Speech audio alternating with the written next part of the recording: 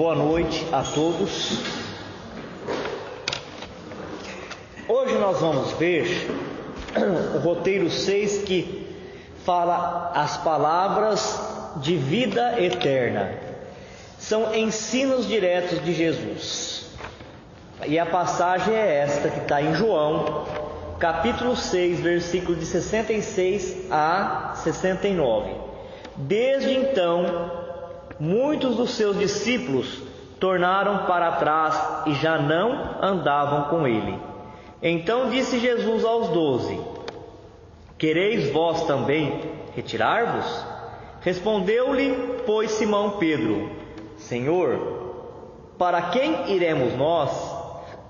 Tu tens as palavras da vida eterna, e nós temos crido e conhecido que tu és o Cristo, o Filho de Deus. As palavras do Cristo são de vida eterna porque são verdadeiras, atendem às necessidades e os anseios de todos, os felizes e os infelizes, que viveram, vivem e viverão ao longo das eras. Serão eterno o seu código de moral, porque consagra as condições do bem que conduz o homem e o seu destino eterno. Aquilo que foi colocado aqui é muito mais importante do que aquilo que eu vou falar. Eu vou fazer uma explicação antes, mas aquilo que eu vou explicar, ela não é mais importante do que o conteúdo, o ensinamento que foi trazido nessa passagem. Mas como nós somos espíritas, vez ou outra a gente tem que fazer uma retomada de alguns conceitos que tem dentro da doutrina espírita, para a gente não perder a nossa identidade religiosa, filosófica e científica, porque nós somos cristãos, como todos aqueles que procuram seguir Jesus, mas dentro deste contexto nós somos espíritas cristãos. Então aqui ele fala a palavra eterna. Para nós espírita, tem uma diferença de eterno e infinito. Deus, ele é eterno, e o Espírito é infinito. Qual que é a diferença? A diferença é que Deus não teve início. Isso é uma das coisas mais difíceis no campo filosófico do ser humano entender. E também nós não vamos ficar gastando nossa energia para isso agora, porque nós não vamos conseguir mesmo. Falta ainda muita bagagem que a gente vai adquirir nas encarnações para compreender isso. Mas já sabemos desde já que Deus, ele é eterno porque ele não teve começo e nem terá fim. Porque se Deus tivesse tido um começo, alguém teria que ter existido antes dele para dar início a ele. E aquele que existiu antes seria maior, mais potente e teria criado esse Deus. E nós, espírita, temos como princípio Deus onipresente, está em toda parte. Onipotente, quer dizer, o único, ele governa todo o universo espiritual e físico sozinho. Ele não divide a direção do universo, as ordens do universo com nenhum outro. Ele utiliza os seus criados, aquele que ele criou, suas criaturas, como instrumento da manifestação da sua vontade. Mas ele não compete com outra força, porque ele é único. Não teve início e não vai ter fim. É eterno. E o Espírito, que somos, ele é infinito no sentido de que, uma vez que ele foi criado, ele é indestrutível. Nada pode destruir o Espírito. Ele pode cair moralmente, cair no remorso, no arrependimento, na culpa de não ter feito as coisas certas, de não ter feito o que tinha que fazer, de ter gastado tempo inutilmente, de ter sido negligente, de ter usado os dons para fazer um mal para o outro. É uma queda. Uma queda. Então, quando se fala evangelicamente na morte do espírito, é a morte moral, né? É a queda espiritual. Mas uma vez criado, ele nunca vai deixar de existir. O espírito, ele atravessa a fogueira, o espírito atravessa a parede.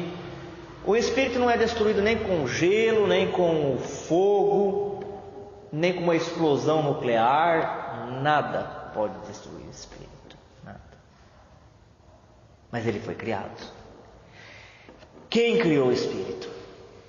Foi Deus. Então agora, quando ele fala que a palavra de Jesus é uma palavra de vida eterna, uma palavra para a eternidade, que sentido que a gente pode capturar disso? Um sentido que a gente vem falando alguns estudos já. E a gente vai repetindo porque tem coisas que nós temos que repetir mesmo até ela nos pertencer. E tem coisa que a gente ouve uma vez, parece que a gente compreendeu e não compreendeu. Então a gente tem que falar várias vezes, trazer de novo o assunto, porque no intervalo entre um dia e o outro, a gente vive muita coisa. A gente aprende muita coisa. A gente conversa com pessoas diferentes. A gente recebe intuição. E aquilo que a gente recebe de novo, às vezes nos ajuda a entender com maior profundidade, maior clareza, aquilo que a gente não tinha entendido ainda. Isso que é a beleza da vida. Até o último momento da nossa vida, ela é importante, ela tem um valor muito grande que nós vamos dar somente quando chegar a hora do último suspiro. A hora que chegar o último suspiro, a gente fala, que pena, né? Podia ter aproveitado mais. Podia ter feito mais coisa e não fiz. Quando se fala que a palavra de Jesus é uma palavra de vida eterna, o ser humano não consegue entender isso ainda, porque a gente aprendeu a dividir as coisas, a dividir e sempre trazer distanciamento entre nós. Mesmo que haja muita coisa em comum, mais coisa em comum do que coisas diferentes, a gente se apega às diferenças para afastar um do outro. Mas o ensinamento de Jesus, ele nos une a todos. Em Cristo, falava Paulo, todos nós, de todas as religiões e de religião nenhuma, todos os viventes, nos tornamos um só. É o Cristo que nos une.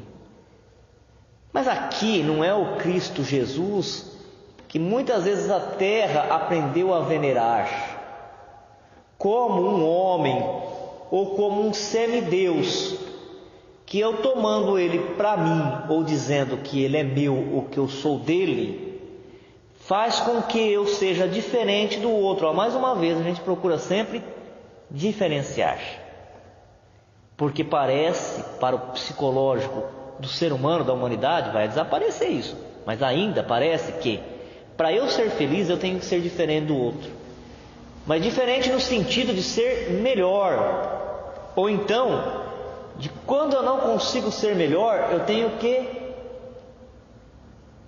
as pessoas têm que ser pior, porque se elas forem iguais, não tem graça, não tem sentido.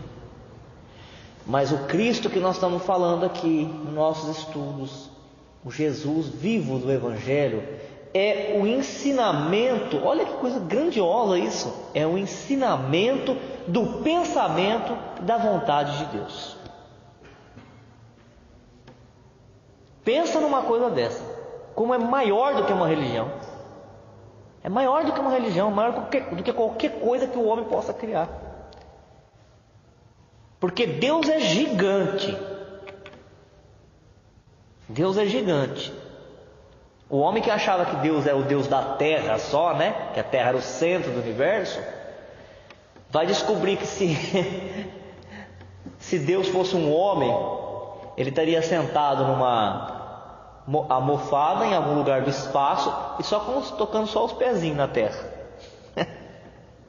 E a gente sabe que Deus não é um homem, Ele não tem uma forma humana, Ele não é antropomórfico, Ele é diferente de tudo aquilo que a gente pode imaginar e presente em nossas vidas.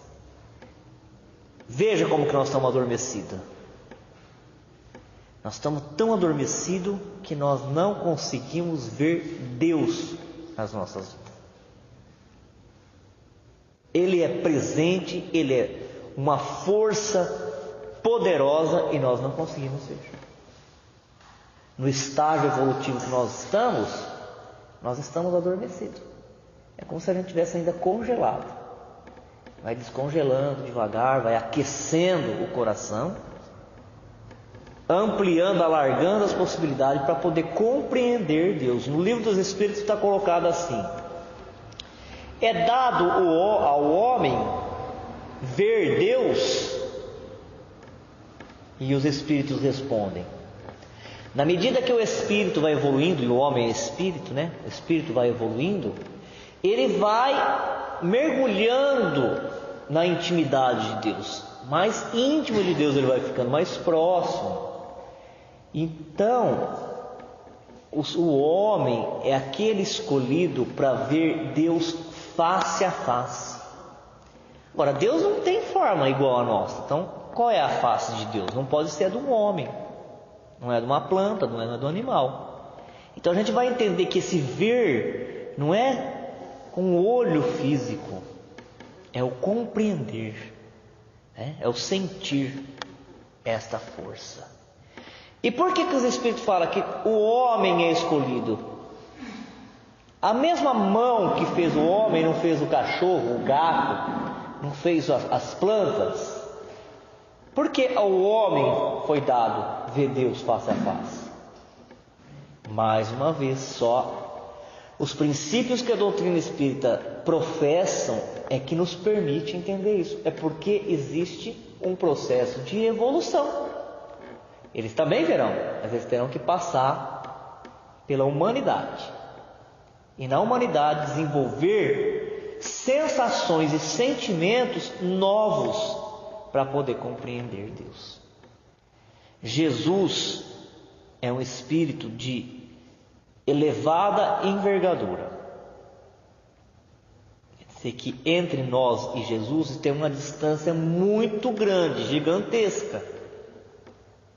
Quer dizer que Jesus sabe mais de Deus do que nós. Isso todo mundo concorda. E porque Ele sabe mais de Deus do que nós, Ele conhece melhor a vontade de Deus. O que o Pai Nosso fala? Pai, seja feito a sua vontade. Concluindo, o mais inteligente, uma inteligência real, não uma esperteza. O mais inteligente do homem é aquele que sabe fazer a vontade de Deus. Aquele que sabe fazer a vontade, que consegue fazer a vontade de Deus, é entre os homens o mais inteligente. E o Evangelho, a palavra de Jesus, é essa palavra de vida eterna. Quer dizer, quem conseguir compreender a vontade de Deus e através do Evangelho, porque ela é a expressão da vontade de Deus, porque Jesus consegue captar a vontade de Deus e transmitir de uma maneira didática para nós, vai ter uma vida produtiva, uma vida dinâmica, uma vida cheia de felicidade, cheia de alegria, vai multiplicar bênçãos. É isso que ele está falando. Não é para uma religião, não é para um povo, não é para uma época. Foi, sempre foi, mesmo quando o homem não conseguia entender, porque as leis de Deus são imutáveis. Sempre foi desse jeito que Jesus falou. Foi na época que Jesus estava aqui, é agora na época que nós estamos, querendo aceitar ou não, querendo entender ou não, vai ser. É a vontade de Deus, ela é expressa, ela é manifesta. E será sempre. Mesmo quando nós tiver evoluído, vai continuar sendo desse jeito. A diferença é que a gente vai entender um pouco melhor, né? Cada vez melhor. Mas a lei de Deus, ela opera sempre. A revelia da nossa vontade. que a gente vai entender? Que só existe uma maneira de ser salvo: é assimilando, é penetrando nos segredos do Evangelho e vivenciando. Quantas encarnações nós precisaremos? Isso é outra coisa. Se é fácil, se é difícil, é outra coisa. Aqui está colocado que somente vivenciando, aprendendo e dominando a sabedoria do Evangelho é que nós vamos encontrar aquilo que nós buscamos. Porque na verdade todo mundo, de um jeito ou do outro, da sua maneira, está procurando o quê? Ser feliz. Quando o Espírito, nós espíritos, percebermos que a felicidade está em praticar, respeitar. É por isso que nós não conseguimos entender nenhuma casa espírita sem a vivência do Evangelho de Jesus. Ela fica vazia, ela fica fria, né? Às vezes a pessoa fica procurando técnicas. Eu aprendi uma coisa, nem foi no Espiritismo. Quanto mais conhecimento tem a pessoa, conhecimento espiritual, mais magnetismo ela tem, mais força ela tem, mais simples ela é. Haja visto aqui na casa espírita, né? Nós podemos falar do Luiz Bolsoni. Qual era a técnica que o Luiz usava? O mais simples. No trato com os espíritos, o mais simples possível, né? E ficou 50 anos. E assim todos os que têm o domínio do magnetismo, que procura disciplinar a sua mente, mais simplicidade. Quanto menos capacidade tem, quanto menos força magnética tem, mais invencionismo tem. Quando se caminha para a parte material, as técnicas materiais, é porque está faltando espiritualidade. Aí começam a encher as casas espíritas de práticas estranhas ao Evangelho, né? E tudo é muito bom, tudo é útil, mas cada coisa no seu devido lugar. A casa espírita, quando ela fala do Evangelho, ela sobe o padrão vibratório, ela cria condições para que o Espírito Santo, e o Espírita sabe muito bem o que é o Espírito Santo. Quando ele fala de Espírito Santo, é a falange bendita, a corte celestial, aqueles que conseguiram viver isso que nós estamos tentando entender, eles já vivenciam, para eles descerem como falange e atuar na mente de cada um e de todos. Pode perceber, todas as palestras são boas, percebe isso, começa a notar. Mas quando a pessoa fala do Evangelho, quando ela fala de Jesus, aquele que tem uma sensibilidade pode ser mínima, parece que a casa flutua, não é? Ela flutua e a gente fica pensando assim: meu Deus, agora eu entendi aquela passagem de Jesus quando ele disse: onde houver 2 ou mais pessoas falando em meu nome, lá eu estarei. Que realmente, na hora que a gente fala dos ensinos do Evangelho, nós falamos das parábolas de Jesus, a mente de cada um, ela sai, ela se desprende desse tempo, desse espaço, dessa prisão física, e ela começa a navegar numa dimensão onde ela se comunica com os outros espíritos benfeitores. Aí a pessoa sai renovada. Ela já estava querendo, às vezes, muitas vezes, ela estava querendo desistir, né, da vida, e ela ganha mais um pouco de combustível para poder prosseguir por mais dificuldade que elas estejam falando. É nesse sentido que ele fala que a palavra do Cristo é uma palavra de vida eterna. É uma palavra. Então, as outras práticas, elas são boas, todas são. A medicina, para a gente ter uma ideia, ela é a permissão de Deus para a terra, porque se Deus gostasse do sofrimento, como alguns imaginam, Ele não teria permitido que o homem, com a sua inteligência, tivesse inventado o anestésico, o analgésico, a anestesia. Então a medicina é fabulosa, é fantástica, mas lá no hospital. E outras técnicas todas, maravilhosa. A massagem, a acupuntura, a cromoterapia, o estudo dos cristais, tudo maravilhoso. Quem nunca andou na areia quente? Quem nunca sentou perto de uma cachoeira? Quem não ficou um pouco exposto ao sol? Quem não sentiu o perfume das plantas? Não sabe o que está perdendo, né? Porque a natureza, ela é pródiga em recursos curativos e renovadores.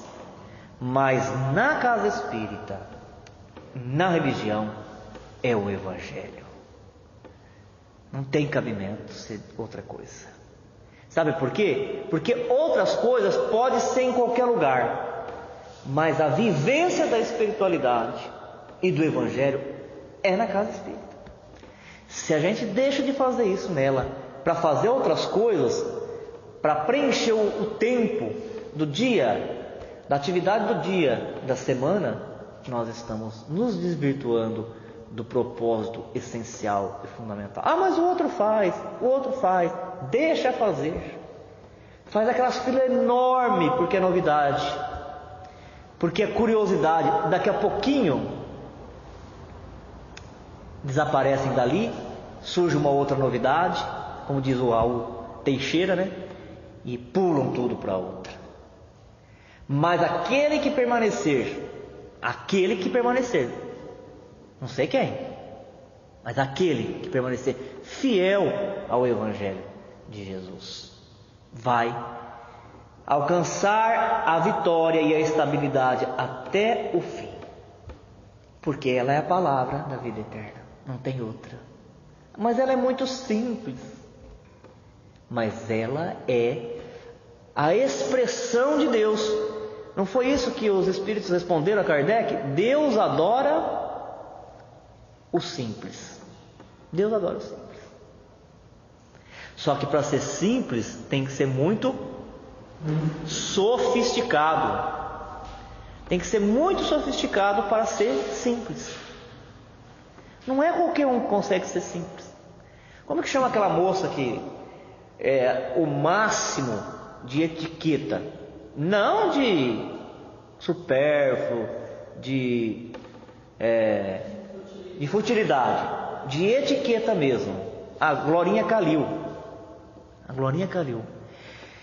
Ela falou uma vez, ela foi para a mídia e ela falou uma coisa espetacular. Ela falou que chique é ser simples, principalmente no momento que nós estamos vivendo, em que as matas já foram destruídas, em que as nascentes já foram cobertas com terra para plantar cana em cima, em que os preços das coisas estão muito altos. Ser simples é ser chique. Amar o próximo, ela fala, é ser chique. Ser ponderado é ser chique. Ter posse só do que vai usar é ser chique.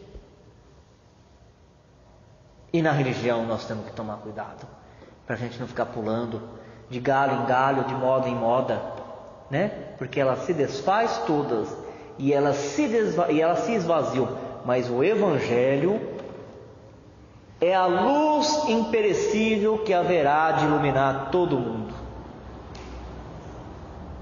Quem desencarnar no Evangelho vai reencarnar nele. Mas quem não desencarnar no Evangelho terá que retornar para nele se integrar. Porque ele é lei, ele não é religião. Mais um pouquinho. É importante ficarmos atentos às palavras da vida eterna, tão úteis quanto necessárias ao nosso aprimoramento moral. Nesse aspecto, aconselha Emmanuel: Rodeiam-te as palavras em todas as fases da luta, em todos os ângulos do caminho. Frases respeitáveis que se referem aos teus deveres. Verbo amigo trazido por dedicações que te reanimam e consolam. Opiniões acerca de assuntos que te não dizem respeito. Sugestões de variadas origens. Preleções valiosas. Discursos vazios que teus ouvidos lançam ao vento. Palavras faladas, palavras escritas, palavras, palavras, palavras. Esquece aquelas que te incitam à inutilidade. Aproveita quantas te mostram as obrigações justas e te ensinam a engrandecer a existência. Mas não ouvides as frases que te acordam para a luz e para o bem. Elas podem penetrar o nosso coração através de um amigo, de uma carta, de uma página ou de um livro, mas no fundo procede sempre de Jesus, o divino amigo das criaturas. Retém contigo as palavras da vida eterna, porque são as santificadoras do Espírito na experiência de cada dia, e sobretudo o nosso seguro apoio mental nas horas difíceis das grandes renovações. Sabe aquela história que a gente ouviu, que na vida nada se cria, tudo se copia? É bem isso que ele falou agora. Tudo que nós achamos que nós sabemos, nós capturamos da mente do outro. Nós estudamos aqui que nós, nos alimentamos do pensamento dos outros. O pensamento de vocês está chegando em mim e eu assimilo, mesmo que eu não perceba. E o meu pensamento em vocês. E isso vai se transformar em prática. E muitas vezes, fala o livro dos Espíritos, né? O homem orgulhoso, ele acha que é uma ideia dele. Ele recebe uma inspiração e ele acha que é uma ideia dele. O homem humilde fala, vem de Deus, vem de Jesus. E Jesus capta a vontade de Deus e ele irradia a vontade de Deus, reflete na mente de outros que estão preparados, repercute na outra mente, ricocheteia para outra e vai indo igual um ping-pong até que todos consigam ser alcançados por isso. Mas o homem de orgulho fala, olha como que eu sou inteligente, olha como é que eu sei, olha o que eu descobri.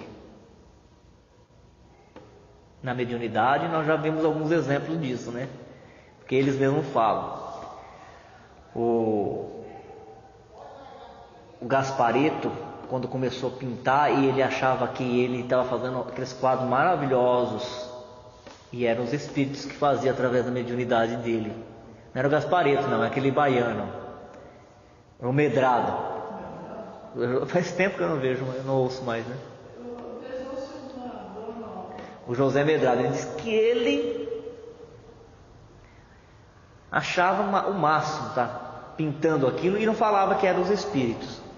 Até que os espíritos resolveram dar uma lição nele, né? Porque ele ia comprar as cores e que os espíritos iam usar naquela sessão de pictografia, psicopictografia. E ele nem sabia, porque ele não é artista. Às vezes a pessoa é artista, ela já tem o talento, aí as entidades artistas se aproximam, inspiram, porque encontram ressonância. Mas no caso dele não, é uma mediunidade mecânica. A pessoa não entende nada de arte, nunca encarnou na arte, não teve nenhuma encarnação como artista. Ele só tem a mediunidade mecânica. Então ele não sabe. Se o espírito não vier, ele não desenha nada. Desenha igual nós, né? Faz um hominho, uma bolinha, puxa o pauzinho, né? Faz isso. Faz uma flor, faz uma bolinha, um monte de zigue-zague e fala que é uma margarida. E então ele ia nas lojas para comprar aquelas bisnagas de tinta, e o espírito falava, eu quero tal cor. E às vezes até o vendedor não sabia que tinha, falava, não tenho isso. Não, tem sim, está lá naquela caixinha, na terceira prateleira, pode ir lá. E o vendedor ia, pegava na prateleira, a caixinha tinha a cor que ele queria usar. Só que ele começou segundo o que ele mesmo falava, assim vai descer com aquilo, achava que ele era o máximo. E aí então eles deixaram, para dar uma lição para a vida toda, deixaram ele prosperar muito, atrair bastante gente. Quando tinha bastante gente, os espíritos não vieram. Ficava ali perto, mas não participava, né? Faz agora, né? Não faz, né? Se for um artista, ele vai fazer mesmo, né? A revelia do espírito, ele vai fazer. Talvez não vai fazer o estilo daquele espírito, mas vai fazer porque ele sabe, domina a técnica, mas ele não dominava a técnica. E não fez coisíssima nenhuma. Até que o espírito se aproximou, porque ele também tinha clarividência, e falou: e agora? Você vai falar que somos nós ou não? Senão, nós vamos embora. Faz você. E aí então ele começou a falar que eram os espíritos. E aí eles voltaram a pintar, cada um ao seu estilo. E é uma coisa maravilhosa, nós precisamos trazer ela de novo para cá. Faz tempo que não vem aqui no show, né? Porque eu acho uma coisa fantástica aquilo lá, gente. Eu fico perto olhando. Eles fazem um borrão, quando é a mediunidade, não, eles fazem um borrão. Na hora que eles levantam é que forma a imagem. Quando a pessoa está treinando, começando a mediunidade, ela fica fazendo aquelas coisas que não é tão bonita, né? Até um elefante pinta melhor. Mas quando a mediunidade está bem afinada e a pessoa tem essa mediunidade, que é uma modalidade, a psicopictografia, pode perceber, eles só misturam a tinta. Parece que eles levantam assim, a espiritualidade vem com um carimbo do desenho e carimba assim naquele monte de tinta e sai aquele desenho, aquela coisa maravilhosa. Coisa fabulosa, coisa de outro mundo. De outro mundo. E assim também foi o Divaldo quando começou a fazer a palestra. Que ele falava que ele começou muito jovem e até na hora que ele ia fazer prece, ele começou a usar um vocabulário para mostrar conhecimento, mas ele não dominava as palavras que ele falava. E muitas vezes as pessoas mais velhas, na hora que terminava, falavam para ele: olha, Divaldo, foi muito bonita a prece que você fez, mas deixa eu te falar, você sabe qual é o significado daquela palavra que você usou? Eu acho que é isso. E ele fala: não é isso. Vai lá, procura no dicionário. Não é isso. É exatamente o contrário, né? É igual a pessoa que vai fazer a palestra, ela fala assim, eu já ouvi: eu quero, Senhor Jesus, que debalde envie energias, fluidos positivos, renovadores, né? A pessoa entendeu que debalde é uma coisa muito grande, porque quando ela quer lavar rápido o quintal, ela pega o balde, né? Mas debalde é em vão. Você vê que coisa? Em vão. Quer dizer, Deus vai mandar energia em vão. Para quem não entende o que é debalde, segue a prece normalmente. Mas aquele que já sabe o significado da prece, na hora que você fala, desperta na pessoa o em vão. E aí, ao invés dela alimentar aquilo que a pessoa está querendo, engrossar, né? Porque a oração coletiva, ela engrossa. É igual o palitinho você quebra fácil. Um monte de palitinho, mais difícil de quebrar. Então a prece que nós fazemos aqui, coletiva, né? O círculo de oração, ele é mais forte. Mas a pessoa que está falando, ela vai dando linha para as outras e vir somando. Se você fala uma coisa que desperta uma coisa negativa na pessoa, ela vai lançar. E o pensamento de cada um, ele cria. Sabe que tem gente que chega no centro e fala: que coisa, né? Às vezes ela nunca veio, ela fala: que paz que estou sentindo aqui, que coisa gostosa, só de eu vir aqui já tá bom, já estou bem. Porque aqui fica gravado, fica registrado aquilo que nós pensamos, que nós sentimos. E quando a gente entra pela porta do centro, nós já procuramos nos corrigir. Nós não somos tão espontâneos como nós somos em casa, na rua. Então a gente já vai cuidando do pensamento, do palavreado. Cada dia que passa, cada mês, cada ano, a energia da casa, o magnetismo vai se agigantando, vai se intensificando, vai iluminando o ambiente, como no culto do Evangelho no lar. Então, numa palestra já ficou comprovado cientificamente. Uma palestra de 50 minutos, como nós temos na segunda-feira, como nós temos aqui, a pessoa tem um poder de concentração que varia de 15 minutos a 20 no máximo, e de reter aquilo muito pouco. Mas o propósito não é este. O propósito é de que quando alguém está falando coisa boa, vai elevando o padrão vibratório. E através do elevar e desprender das preocupações, desprender das dificuldades da vida, desprender dos preconceitos, então a nossa mente, ela fica como um solo fértil para receber, como semente, o pensamento dos bons espíritos. E este vinga, este germina. Na hora que nós estamos dormindo, germina. Na hora que nós estamos no dia a dia fazendo alguma coisa, ele germina. É aí que é a questão da criatividade, né? Que não é coisa nossa, é coisa captada, recebida. Ah, mas então não tem vantagem nenhuma, não tem merecimento? Tem. E para poder captar da mente de um espírito mais avançado, precisa ter desenvolvido. Quem não se desenvolve, não consegue captar. Às vezes vem gente de outro centro ou de outro estado fazer palestra aqui. Ele faz palestra, ele ouve uma pessoa falando, ele conversa com a outra, né? No estudo, aí ele fala pra gente, ó, fulano de tal tem abertura, ciclano já tem abertura. O que ele está falando? Que tipo de abertura é essa? É a abertura espiritual. Quer dizer, já está captando a essência do ensino um pouco mais do que o outro. E isso é fruto do esforço da pessoa, da evolução do trabalho que ela fez. Agora, acima, nessa ordem que vem como cascata, de mente a mente, de corpo a corpo, está a mente de Jesus, né? Conhecimento da vida que Jesus tem. Aí ele repercutiu para os apóstolos, os discípulos para aqueles que vieram depois, e vieram. Então quando fala que Jesus vai salvar a todos, não é que alguém tem que se tornar religioso.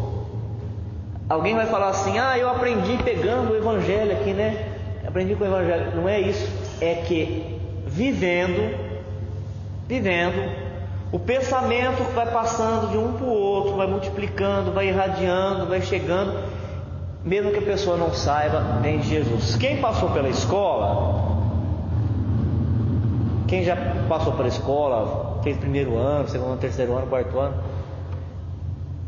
sabe ler e escrever, sabe calcular, mas muitas vezes nem sabe mais quem ensinou, né? Não sabe mais quem ensinou, mas sabe fazer. A mesma coisa é o que ele está falando aqui. Os espíritos vão evoluindo, eles vão avançando, eles vão entendendo as coisas de Deus, as coisas da vida, aprendendo a fazer escolha, a se expressar, a se movimentar, a construir. Às vezes ele nem vai saber que veio de Jesus. Não precisa falar, eu sou cristão, bater no peito. Não é isso. Mas veio de Jesus. Na terra, veio de Jesus. Veio de Jesus. É Ele que irradia. Até no reino animal é assim. Outro dia, lendo uma revista científica, para encerrar o de hoje, eles perceberam que alguns macacos começaram a lavar o fruto. O fruto caía da árvore e sujava na areia. Esses macacos viviam numa ilha. Eles começaram a lavar o fruto na água do mar e comer. Nenhum outro das outras ilhas, porque as ilhas elas não têm comunicação uma com a outra, fazia isso.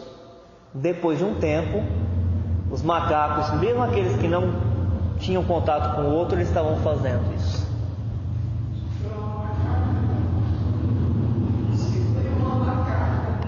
Ninguém ignora que a mulher gosta de falar, né? Fazer fofoca, mas não... mas não é. É o tal inconsciente coletivo, da irradiação. Se passa isso espiritualmente para o outro.